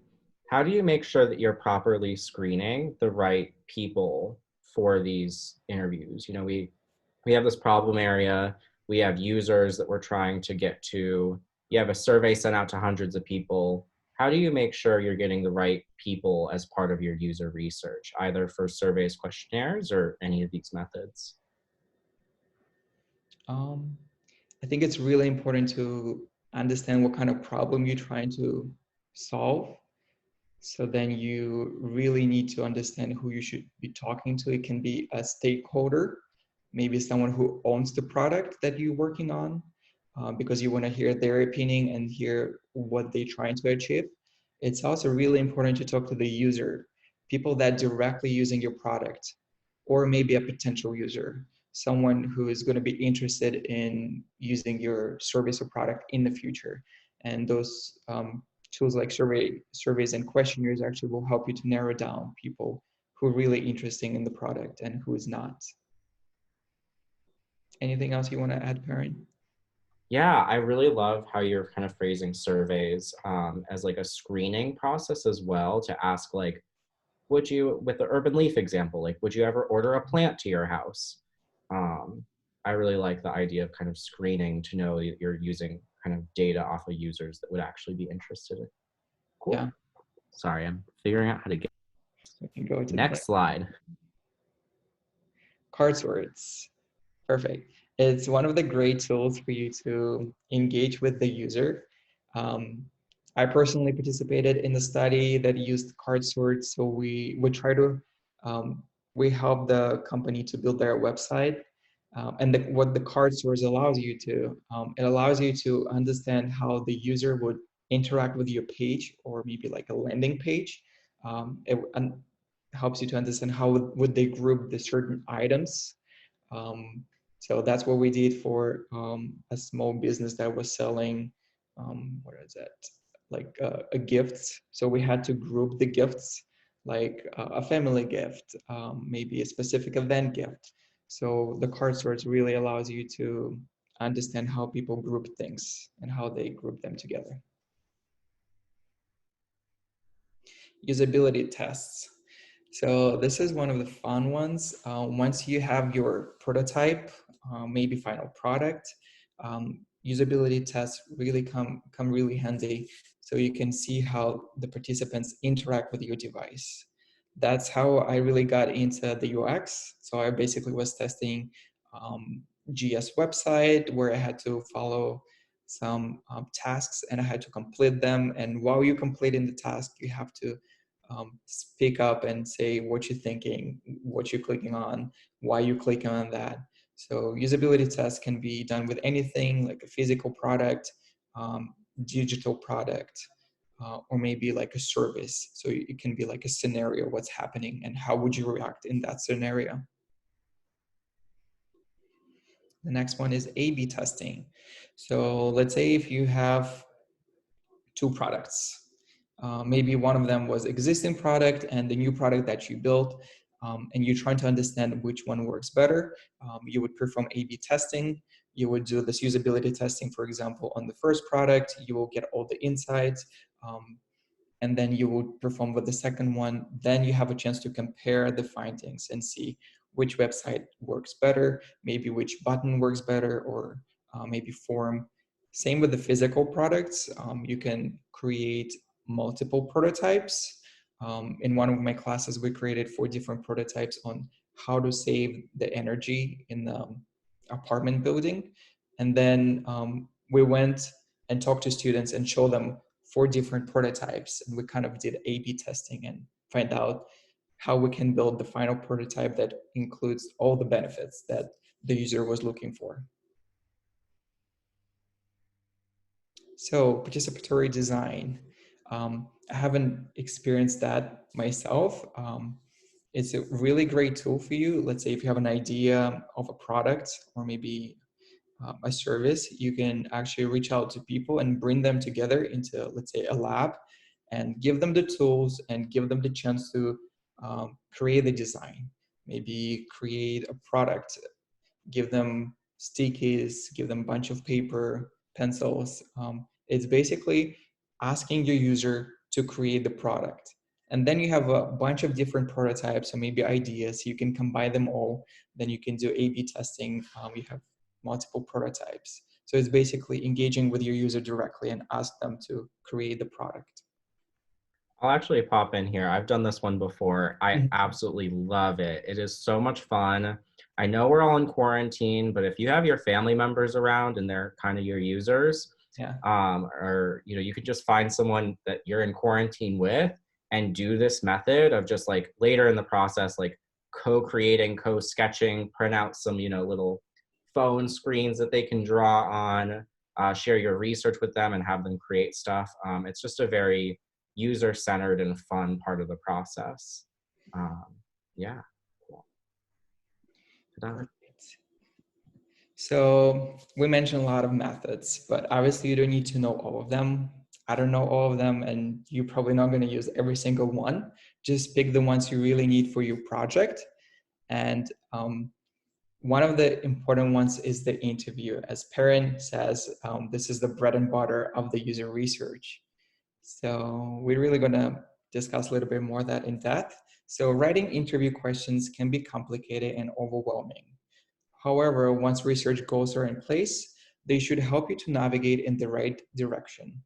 Even anticipating answers to the best ability can help you craft a really good interview questions.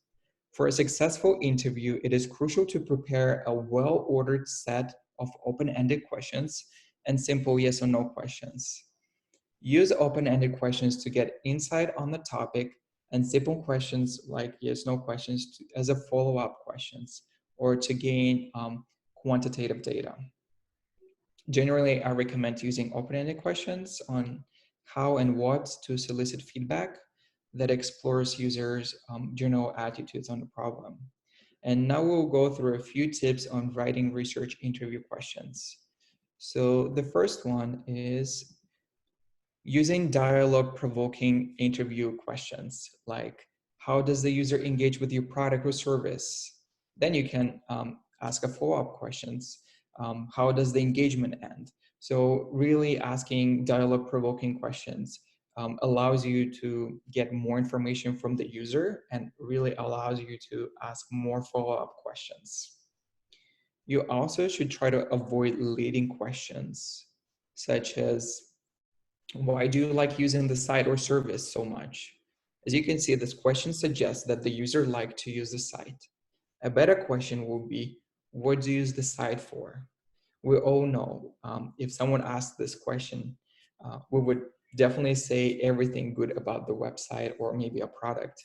So you definitely don't want to lead your user to a specific answer. Also, avoid closed questions such as yes or no answers. Questions such as, do you use our product? It ends the conversation and the user tend not to care to elaborate. I think it's better to ask question, why do you use our product? You will get more insight and you will have a chance to ask more follow-up questions.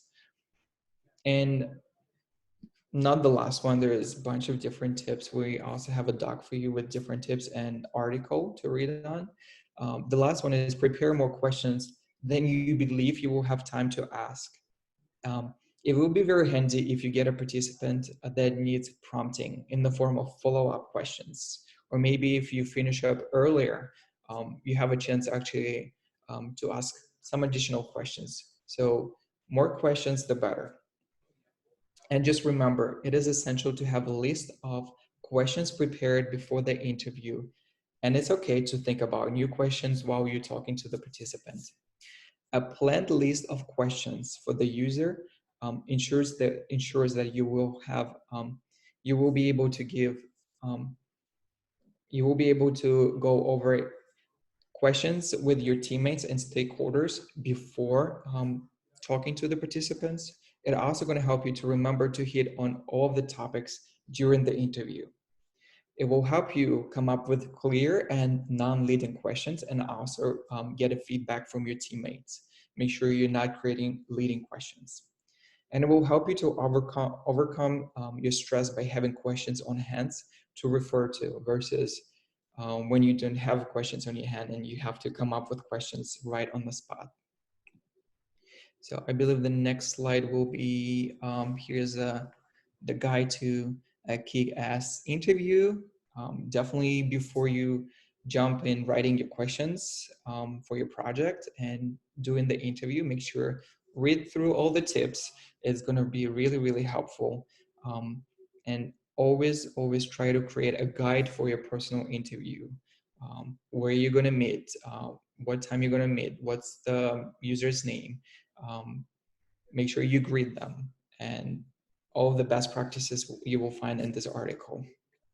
So I believe the next slide will be just the resources for you so you can schedule your interviews with your user remotely. And there are some conferencing tools like Zoom, WebEx, Meet, feel free to use any. And there are some recording tools like Camtasia. It allows you to record the screen. Once again, just make sure you ask permission to do that. And there's an amazing app for phone. I'm not sure if they have a desktop version, Otter. It helps you to convert conversation into text. So it's easier for you to work with text later. You don't need to retype it again. And I think this is the time for Q&A. Just want to see if someone has any questions. I know we covered a lot. It's a lot of information. Oh, that is great. Perfect. Okay, when receiving feedback from users, how do you reduce bias due to voluntary response?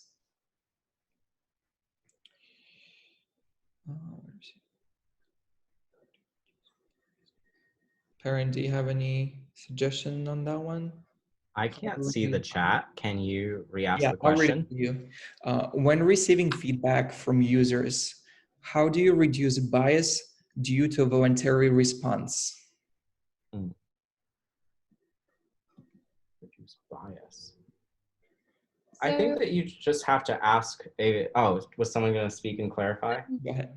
I was going to mention something that I've actually read about, which is called friendliness bias, which is where you are presenting as really friendly and like a nice person to get on with in your interview, to the extent that your interviewee wants to agree with you and please you in all of your interview questions, and you don't want to only have positive feedback. You want them to be honest and to say things that might be brutally honest. So it sounds a little bit weird, but kind of monitoring how friendly you are perceived to be. Ultimately, it's a professional interaction. You want them to be relaxed and feel like they can speak freely, but you don't want to seem like you're their best friend.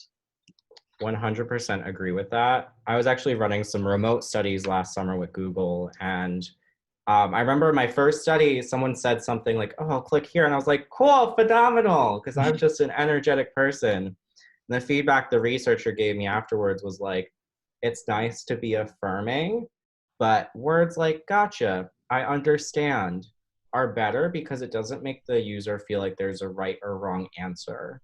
Another thing that you can do to reduce bias is say that these aren't your designs, or that this isn't your product. Even if that's a lie, still say it, because then the user doesn't feel like they're criticizing any work that you've done. And, you know, kind of having that really good first conversation with the user, like, welcome to the study, just letting you know, like, we're looking for all and any feedback. There's no stupid questions or answers, and these aren't our designs, so please, please, please give us any of the feedback that you have and just say what comes to your mind. There are no right or wrong answers. So that sort of intro can really reduce any sort of bias. If you're going to be talking about voluntary bias, like the person bringing to the user interview, that is where screening really plays in. So making sure that you're asking questions in the screener or the survey to kind of collect people to interview. Ask them about their behaviors, like, do you use this product? How do you feel about using this product? And that will help kind of, you know, weed out people that are just like, I absolutely hate Amazon Prime, and I never am going to use Amazon Prime because I don't believe it's a good company. You'll probably get that sort of information from a screener that asks, how do you feel about Amazon Prime? I hope that answers that. There is one more question. If you have friends that happen to be in your user target market, is it better to interview with them or better to interview with people you don't have a relationship with? Does interviewing with friends introduce bias? I personally suggest not to interview your friends, because we have big love for each other and we always want to support a friend. And sometimes we will hesitate to provide them with honest feedback.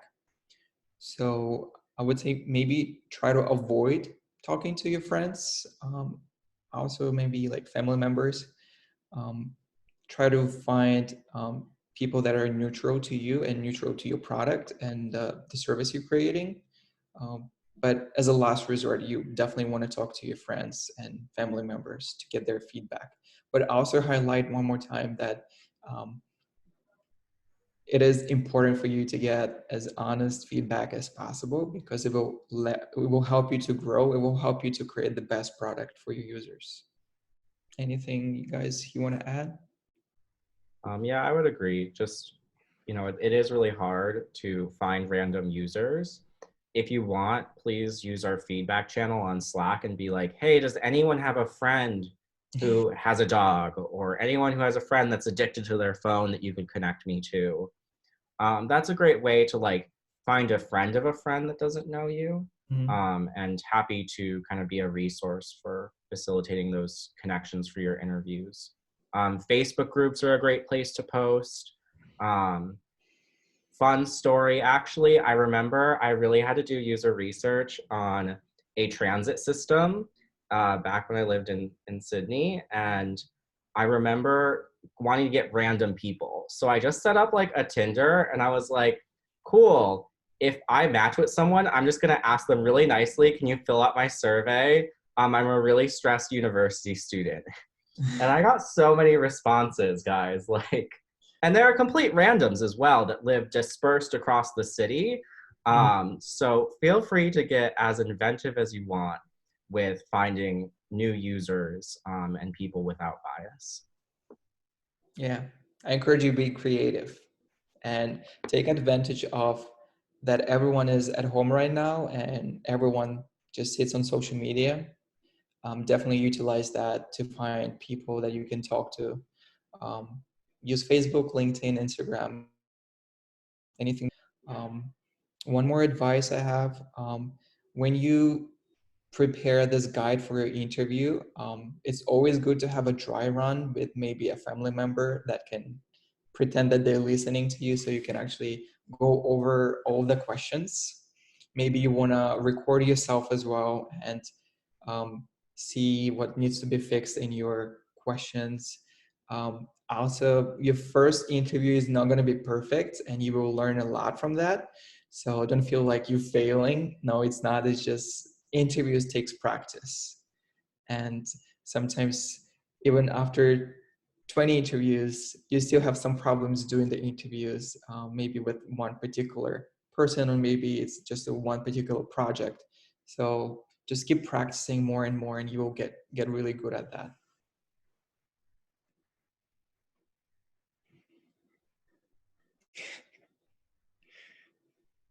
Cool, maybe we want to move on to the activity. I see that it's 3 o'clock pretty much. So we can move on to the activity. It's going to be about 10-15 minutes where you can practice some of these skills.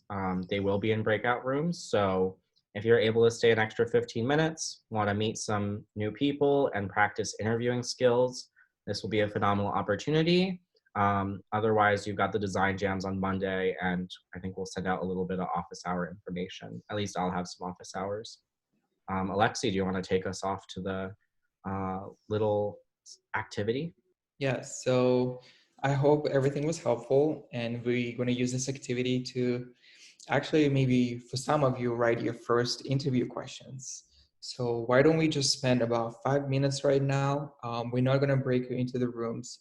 We're going to spend 5 minutes to writing interview questions on the topic that you have. It can be the topic that been proposed to you or the topic you're bringing into the session. So just spend 5 minutes to write your questions. If you have any questions, write them down to me or to the team and we'll help you.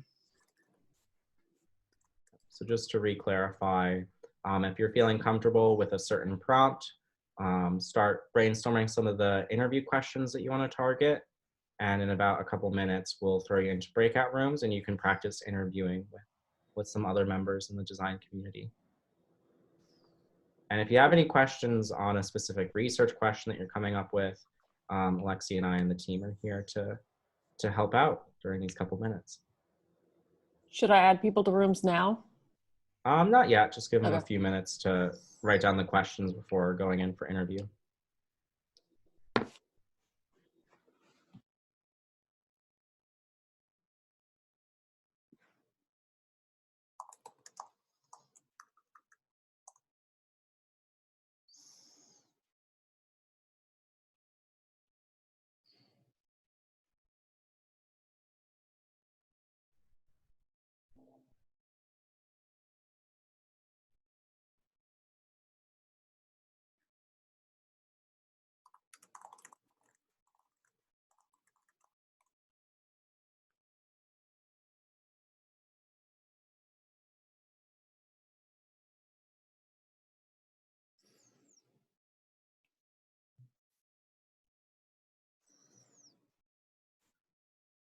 Cool. Let's go for breakout rooms of like 3 or 4 people.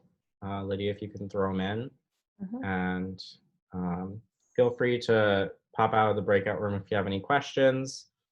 This will be about 10-15 minutes so you can hang out and practice. We'll just be chilling out here for a bit to help out if you need anything. Other than that, we're pretty much wrapped up. Here for questions too.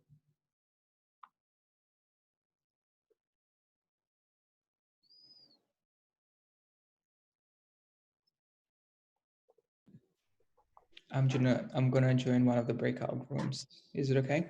Sounds good. Go for it. Perfect.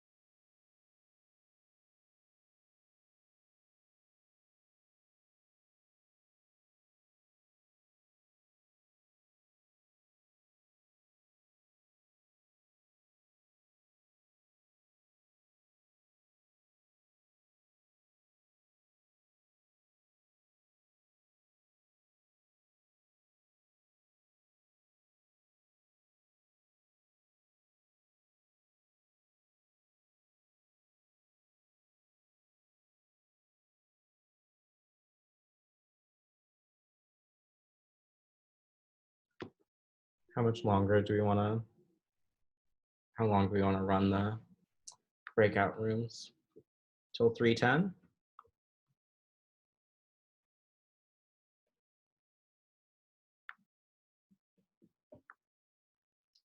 Yeah, maybe. Maybe a little bit shorter. It depends if you wanted to share anything after the exercise.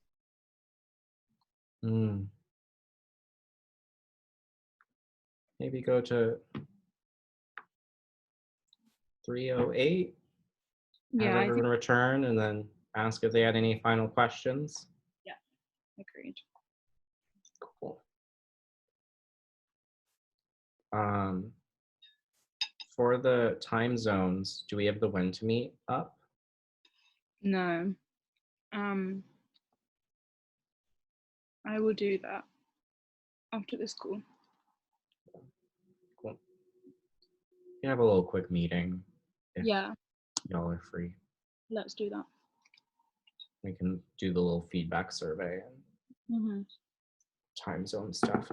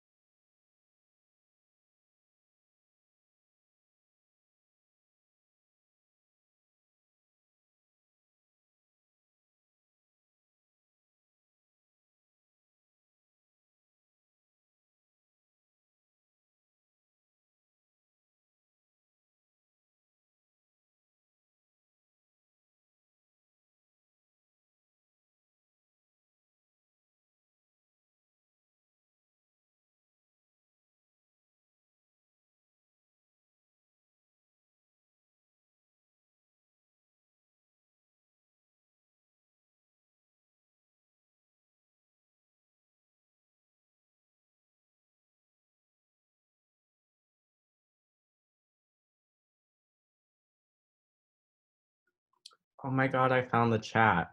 Lydia, everyone wants Perrin on Tinder. It was summer back then. And my hair wasn't crazy, yeah.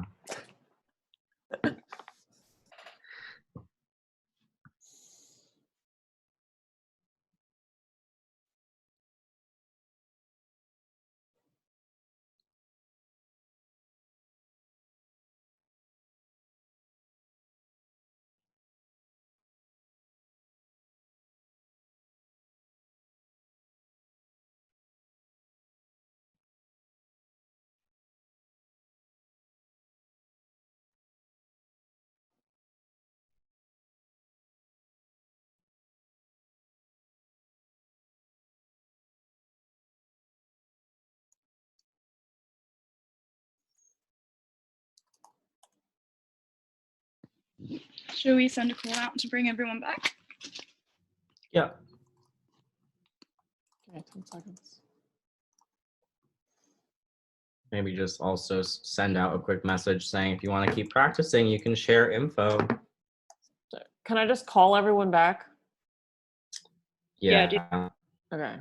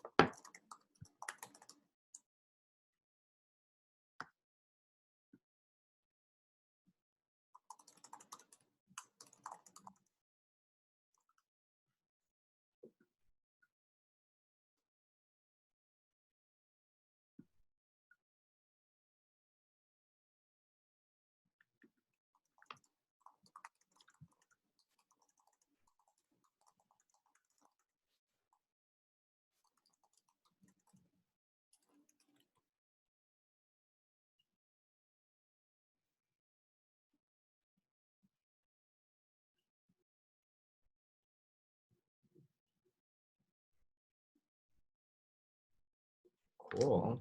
It looks like I don't think we have anyone else tripling in from breakout rooms. If anyone pieced out during breakout rooms, totally fine, because we're pretty much at the end. Thanks for coming through to the very end of the journey and for not being breakout roomophobes and just being a great part of the community. So we're just chilling here for a few more minutes if you have any questions. Otherwise, look out for some design jam schedulings for Monday and get ready for going through this whole design process. Super keen.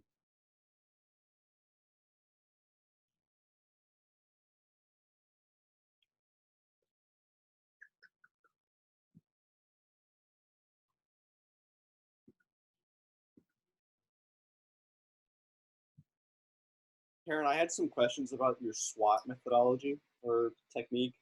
Yeah, definitely.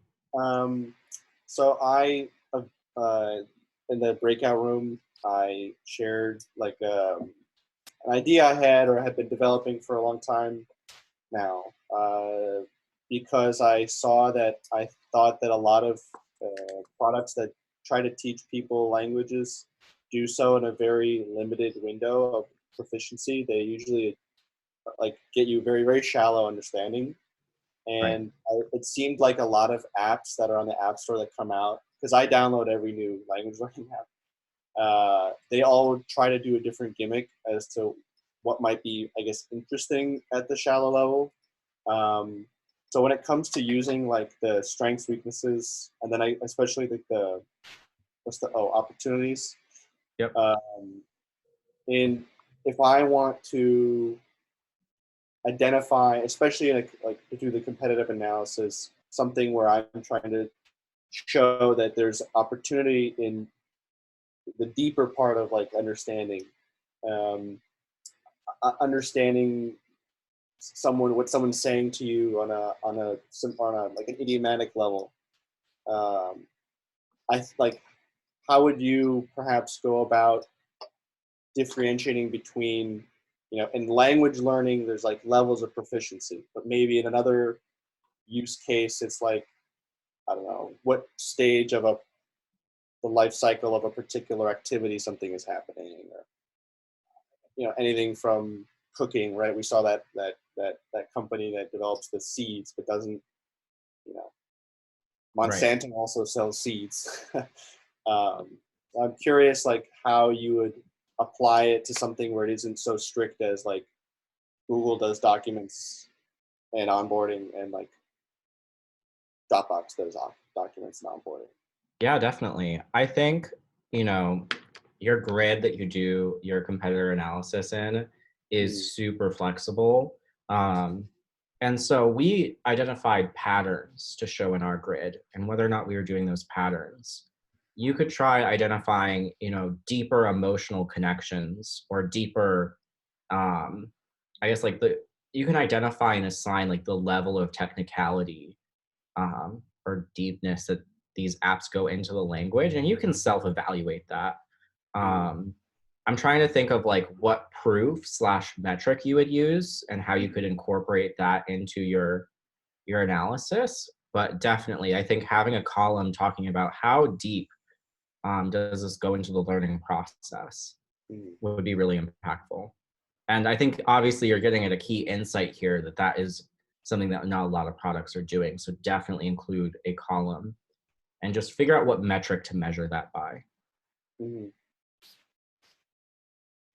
you think when it comes to the things like metrics, that these sort of focus group or like more qualitative interviews would be more useful, especially for something like this? Because it's very hard to quantify, I guess. Yes, I definitely think so. So you definitely could use qualitative research. And, this was competitive research before primary research. But what you could do is you could interview users that have used each app and ask for the opinion on how deeply they learned about the language. Take their responses as quotes and throw it right in your competitive analysis. Then you're bringing the user's voice and that qualitative proof right into your kind of synthesis in one clear document. So, Awesome. yeah. Thank you. No problem. Best of luck. Sounds exciting. Oh, any other questions? Yeah, Aaron, I see a hand there. I think I Hi. unmuted you. Hello. You.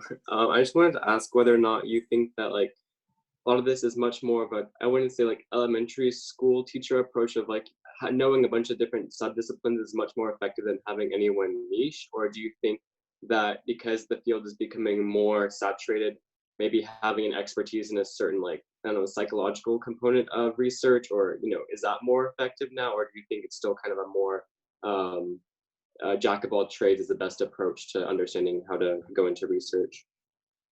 Yeah, definitely. I would say that so you're talking about specifically like going towards a user research role, right? I guess, I mean, that's obviously what the thing has been oriented towards today, but I guess, yeah. Yeah. I would say if you're not trying to be a user research, be a generalist in everything. Try as many different methodologies as you can. Play around with the design process. It's not a cookie cutter, this step, this step, this step.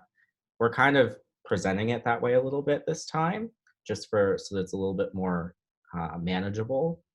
But like I said, play around with the different phases. I would say less be worried about a specific skill specialty. I think you should be a good generalist across skills, but your interests, definitely specialties play into that. So if you're really into healthcare, try and do as many projects around the healthcare space as possible. If you're really into the complex machine learning, like go through the design process of that, or data visualization.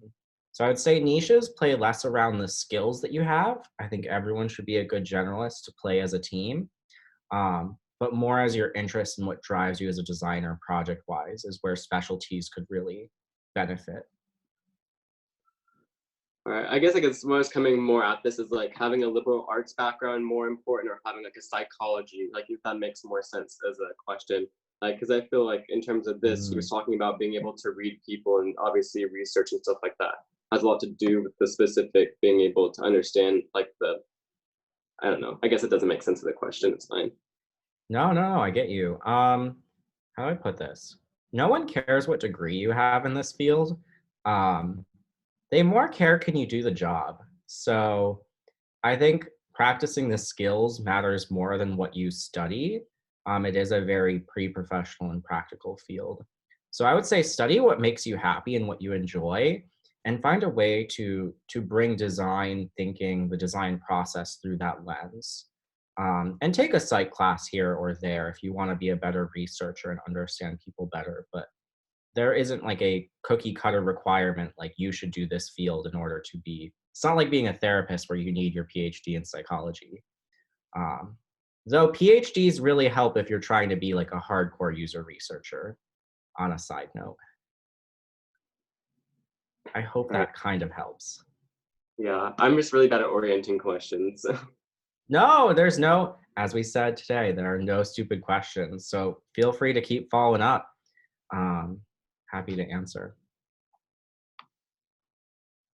I don't know, I'll just wait and try and refine it to a better point than try and endlessly, Socratically try and come to some sort of good question.